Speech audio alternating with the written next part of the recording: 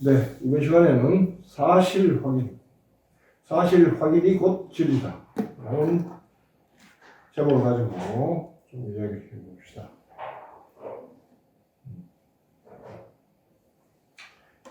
우리가 진리를 찾아야 하는데, 진리에 대한 그 사실 확인이 굉장히 중요한데요. 가깝게는 작은 거는 일상생활 속에서의 사실 확인이 있고요. 크게는 신의 현존에 대한 사실 확인이 있을 수 있죠. 그걸 좀 사례별로 좀 구분해가지고, 여기 첫째, 둘째, 셋째, 처음에는 우리 일상생활에서 일어나는 첨간 소음 가지고 해보고요. 두 번째는 자연 현상, 일식이 일어났을 때 인간의 반응들을 또는 사실 확인의 결과, 그 다음은 영적인 체험들, 신체험에 있어서의 사실 확인과, 그 다음에 그 결과들 좀 얘기해보고요. 여기는 셋째 아니면 네 번째, 신체험과는 좀 구분되는 진화체험에 대한 이야기는 쓸데가 없어서 못 썼습니다. 나중에 얘기로 하든지 다시 쓰든지 해서 얘기하죠. 우선 사실 확인이 왜 중요하냐? 사실이 확인되지 않으면 억측스러운 견해가 나오고요. 거짓이 진리인 양 하기 때문에 그렇고요. 여러분 사입이란 말 알죠? 비슷하지만은 아니다. 사람이 속을 때는 완전히 아니면 속지 않아요. 비슷한데 마지막에 가서 약간 좀 다른 거 그래가지고 결국에는 사입인 거 이런 것 때문에 속잖아요. 사실을 확인할 수 없을 때 진리가 판을 치고 진리가 판을 치면 거기는 사회가 혼돈스럽습니다. 요즘 보면 거짓 뉴스라든지 사실을 조작하는 데서 자기의 이익을 취하는 사람들 많잖아요.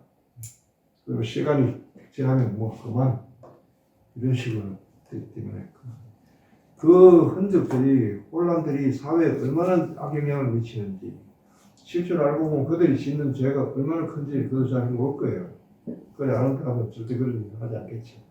그건 차후에 이야기를 하고요. 우선 인간이 어떤 일에 대해서 마음이 안심하고 편안하게 하면 사실 확인이 반드시 필요해요. 진리를 대해서 이야기할 때 주로 거기서는 안심법문을 하잖아요. 마음을 안심시키는 견해라는 뜻이죠. 마음을 안심시키는 견해가 바르려면은 그 견해가 사실을 근거로 해야 될 때 그렇습니다. 그래서 우리가 주로 3단계를 거치는데 느낌이 일어나면요. 느낌은 이 생각, 어떤 판단의 지배를 받아요. 또 생각은 사실 확인의 지배를 받아요. 느낌이 이제 좋다, 느낌이 보통 어떤 대상에 대해서 일어날 때는 좋다, 싫다를 일어납니다. 그런데 생각이 들어가면 느낌이 달라져요. 사람이 분노하고 화내는 것은 느낌 플러스 생각이 들어있기 때문에. 어떤 것이, 저게 저 물건 내가 참 좋아 보이네 하는 것은 느낌이죠. 근데 저 물건을 내가 꼭 갖고 싶다라는 생각, 요거는 이미 생각이 들어갔죠. 근데 누군가가 방해를 해서 내가 그걸 못 가지면 화가 납니다. 왜? 느낌 플러스 그 생각이 들어있기 때문에. 내가 갖고 싶은데 누군가 방해를 했기 때문에 화가 납니다. 판단의 시비가 나왔습니다. 또 이 판단은 사실 확인의 시비가 나와요. 어떤 판단이 그랬던 판단은 많은 확인이 있을 때 그 교정됩니다. 예를 들어봅시다. 지난 시간에 잠시 이야기했는데 층간소음 이런 게 이제 사실 확인이 필요한 부분입니다. 웃집에서 구당탕 하고 어떤 소리가 났단 말이죠. 내가 평소에 안 듣던 소리가 갑자기 났는데 알고 보니 그 집이 새로 이사 온 집이다. 그런데 그 집에 구성원이 어떻게 되는지 모르고 애들이 있는지 또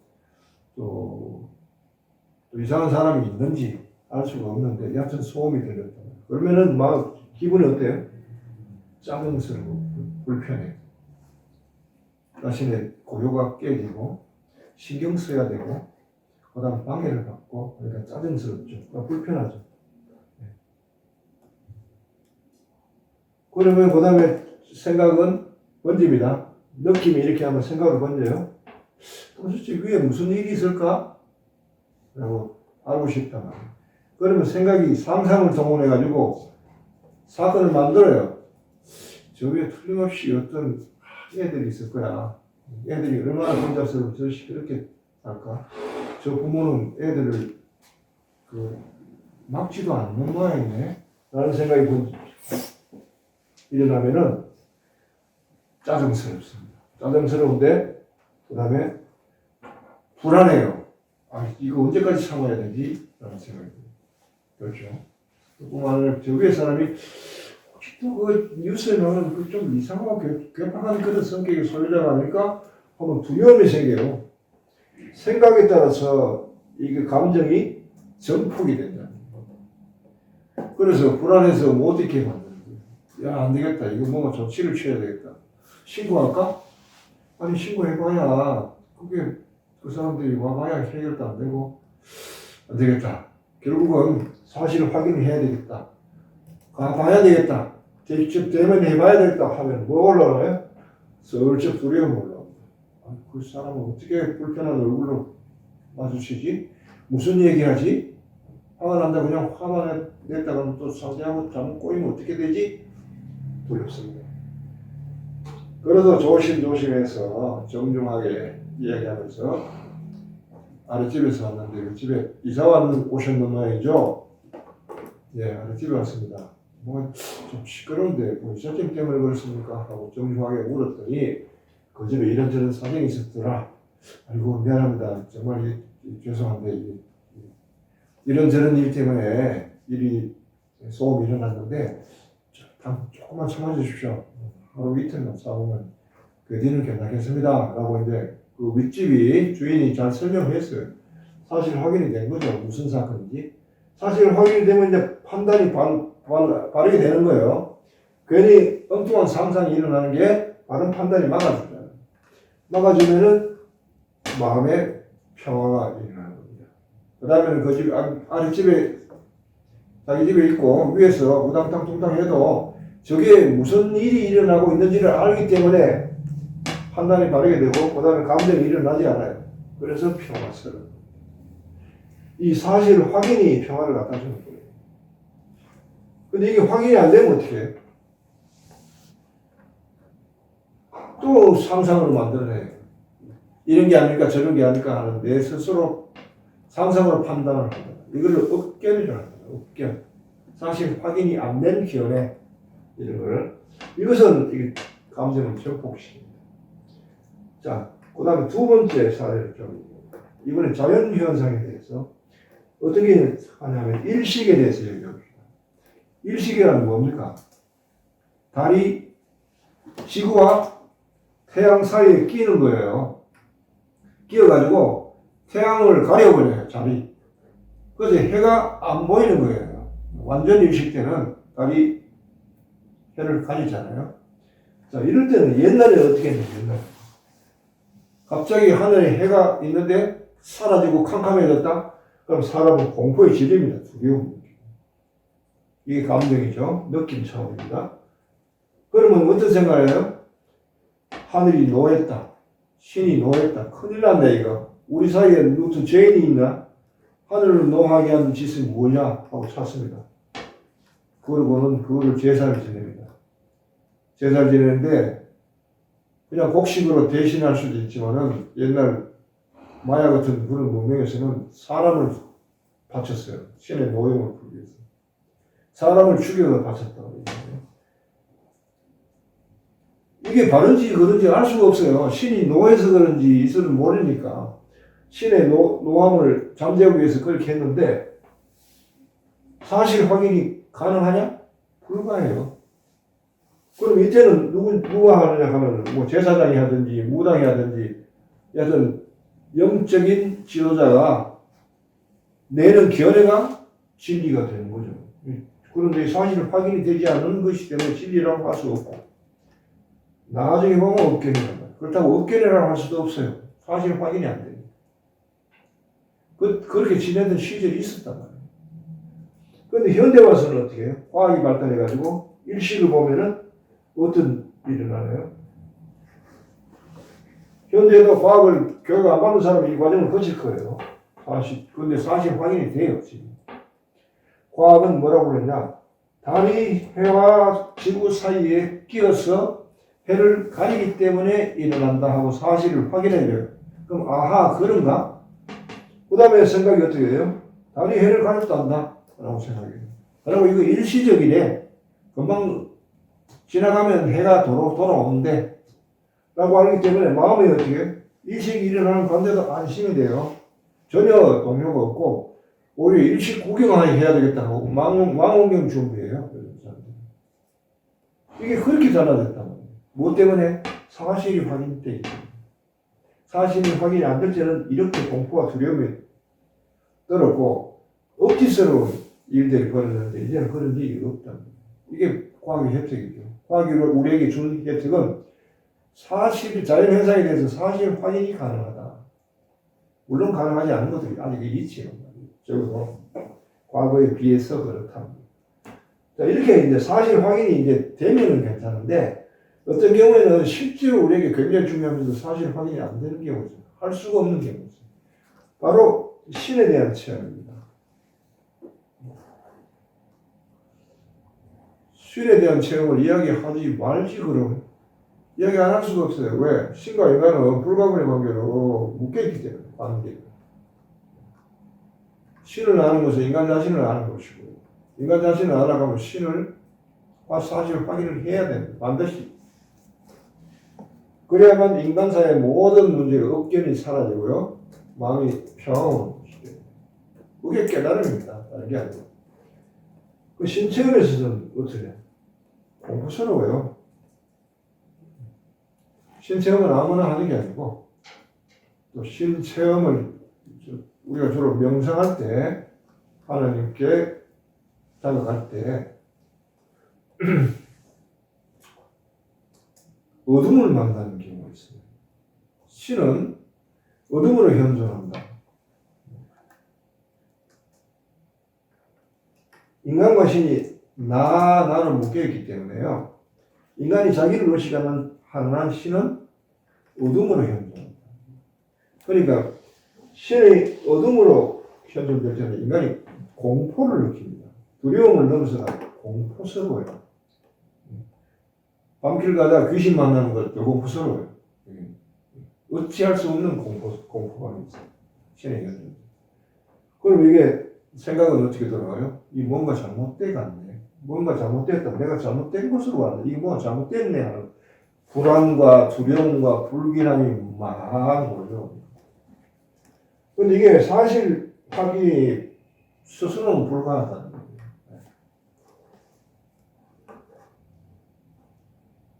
그래서 여기에 명상을 하다가 그냥 관둬버리는 거예요. 뛰쳐나와버리는 거예요. 사실은. 그런데 실상 명상 가운데 명상을 하다가 깊이 들어가서 어둠을 체험하면 제대로 되는 거거든요. 명상이. 제대로 감는데 본인은 잘못됐다고 그냥 관둬버립니다.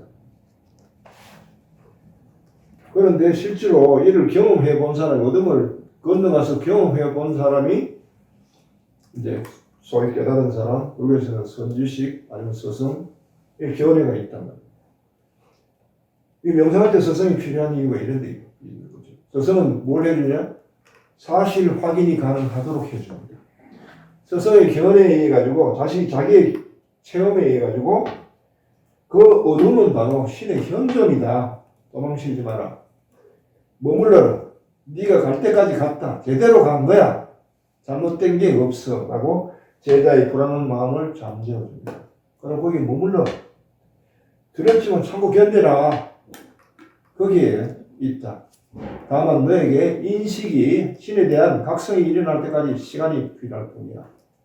참고 기다려봐. 라고 돌려보내죠. 그럼 제자가 돌아와서 자기가 명상한 가운데 역시 두려워요. 스승의 말을 들었다 해서 공포와 두려움이 사라지지 않아요. 다만 희망이 있는 두려움이라는 거예요. 희망이. 이 끝이 무엇이라는 걸 들었기 때문에 사실 확인이 됐기 때문에 두렵지만 참고 견디는 거예요. 그러다가 어느 날인가 이렇게 된 어둠에 대한 각성이 일어나요. 그때 어둠이 빛으로 경험돼요. 그래서 어둠 즉 빛이다. 빛이 경험되면서 이제 어둠은 사라지는 겁니다. 빛이 경험되면서 어둠은 밤이 돼요. 어둠과 밤의 차이는 어둠은 희망이 없고 밤은 희망이 없어요. 무슨 희망이 있느냐? 얼마 지나면 해가 뜬다는 희망이 있는 겁니다. 이 차이가 큽니다. 창세기 1장에 보면요.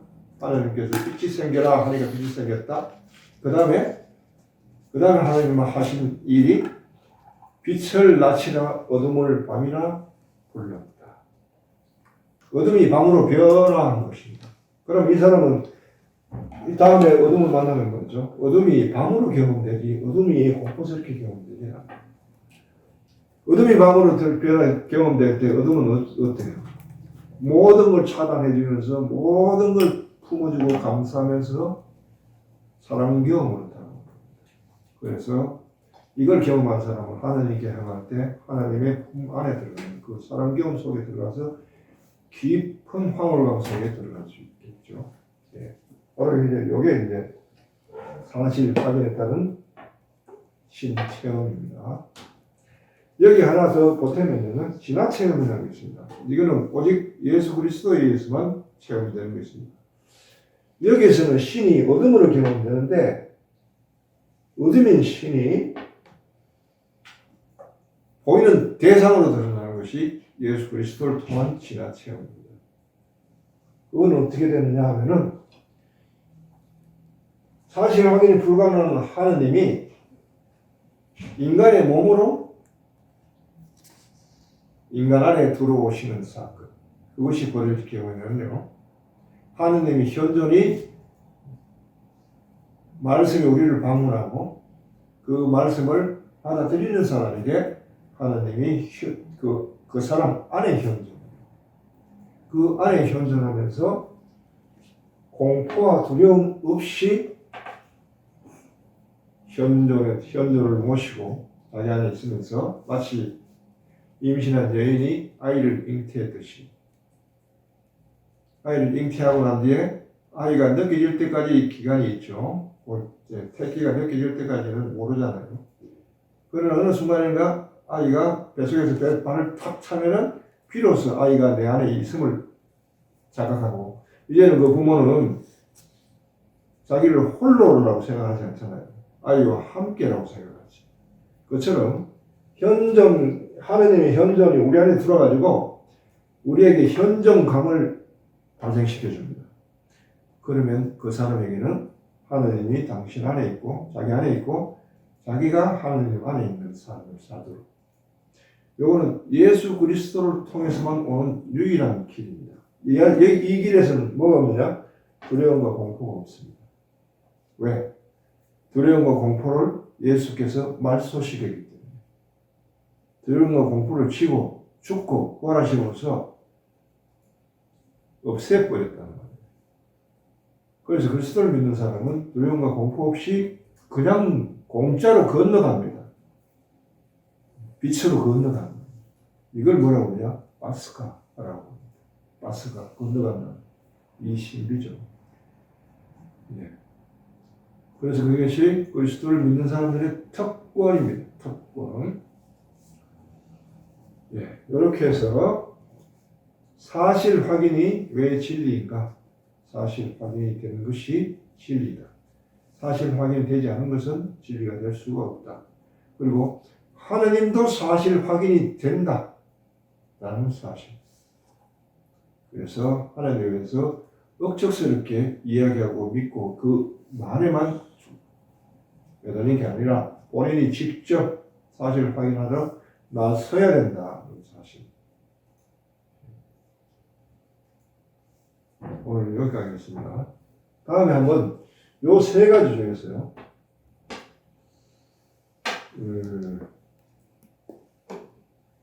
세 가지 죄가 있습니다. 가톨릭에서. 첫째는 천사의 죄, 둘째는 아담의 본죄, 셋째는 자신의 죄. 원죄, 본죄. 천사의 죄, 원죄, 아담의 원죄, 자신의 본죄. 죄를 세 단계로 나누는데요. 이거 뭐 짧으니까 일단 합시다. 느낌을 가지고 바른 생각에 의존하지 않고 느낌만 가지고 충동에 의해서 움직이면 거기서 죄가 발생합니다. 그것이 자신의 죄입니다. 그런데 이 생각이 사실 확인을 하지 않고 생각이 느낌을 충동할 때는 이 죄는 어떻게 되냐면은 원죄가 됩니다. 천사의 죄는 어떤 거냐? 사실 확인을 못하도록 사실을 왜곡하는 사람은 천사의 죄를 짓는 거예요. 한 번 사실을 왜곡해가지고 그 왜곡된 사실 때문에 수많은 피해가 발생하고 수많은 사람들이 그래는 피해를 보고 역사가 뒤바뀌면은 그 사람은 죄를 씻을 길이 없어요. 왜?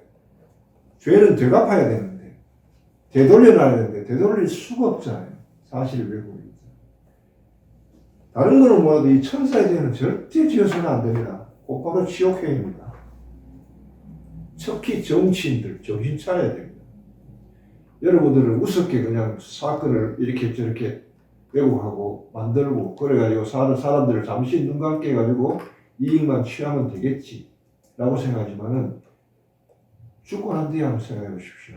여러분들이 살아서 잠시 짓는 죄로 영원히 지옥불에 던져질 것을 생각해 보라. 그래도 그런 죄를 지을 건지. 정치인들, 기자들, 정치꾼들 있죠. 그런 사람들. 정신 차려야 됩니다. 그래서 가톨릭에서는요. 죄를 묵상할 때 세 가지 단계로 묵상하는 겁니다. 사실 확인이 안 되면서 사실 왜곡하는 죄. 사실을 확인시키려는데 사실을 확인을 무시하고 생각을 낸 죄. 아담이 왜 원죄를 지었냐? 사실 확인을 했죠. 하느님께서는 아담 보면요.